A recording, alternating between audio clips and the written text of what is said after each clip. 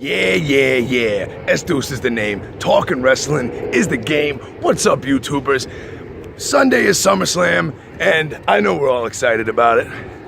It's a stacked card, top to bottom. A lot of new shit's been happening, hence the new era.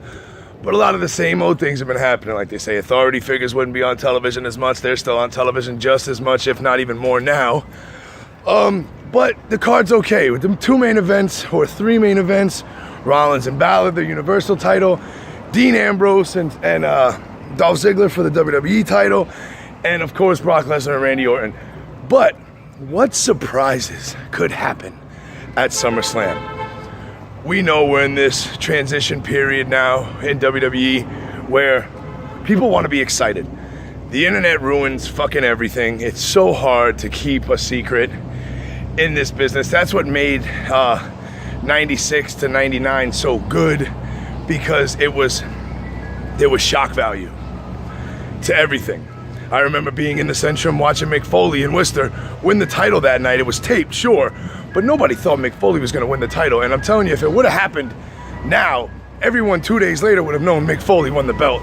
But unless you were at that show, not many people knew what was going to happen until Tony Schiavone, in his famous line on Nitro, Mick Foley, Cactus Jack, used to work here. He's going to win the title. That'll put some butts in the seats. And boy, did it ever. But nowadays, there's no more surprises. Now, we know Jon Stewart's going to be there. Will he have some kind of involvement in the Seth Rollins-Finn Balor match? We know he's a friend of Seth's. We know we helped him beat John Cena at SummerSlam last year. So Mick Foley thinks it's a genius idea to invite him back to SummerSlam this year. We know the drama that's going on right now with Finn Balor and the club. They haven't crossed paths yet on Monday Night Raw. They haven't seen each other. They've definitely been traveling together, though, because there's pictures online all over the place of Balor, Anderson, and Gallows together. But they haven't had any on-screen time together yet. Does the club show up and help Balor beat Rollins? Well, not Balor, the Demon King, because Balor will have his makeup on. Or does the club show up and help Rollins win? Has Rollins been the architect behind the club all along? Since AJ Styles is out of the picture, and he was the second leader of the Bullet Club in Japan, Finn Balor originated that group, made it up. It was to pay homage to the NWO and the Clique and all the great groups of yesteryear. But Balor was the original leader. Then AJ Styles came in when Balor got signed to the WWE. So WWE failed to mention that at all. And whoa, that's a big ass bug that just flew by me. I won't edit that out because I don't edit shit on Let's Talk Wrestling. But WWE never mentioned it once that Balor was the leader of the Bullet Club in Japan.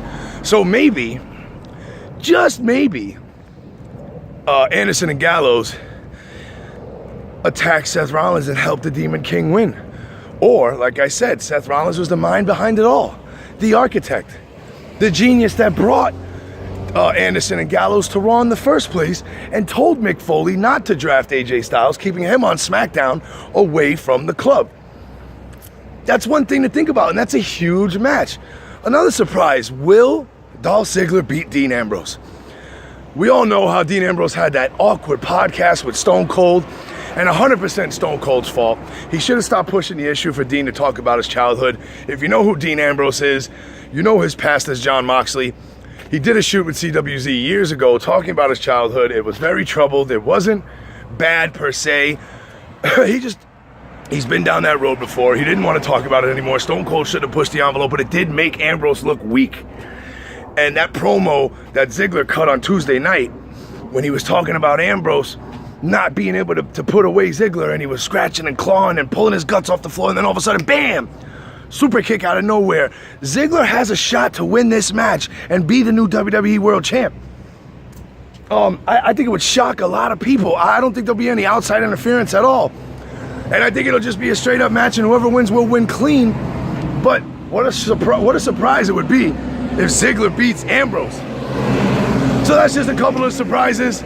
Check out part 2. To hear my huge surprise. I have a huge surprise, a little prediction, a little guess maybe.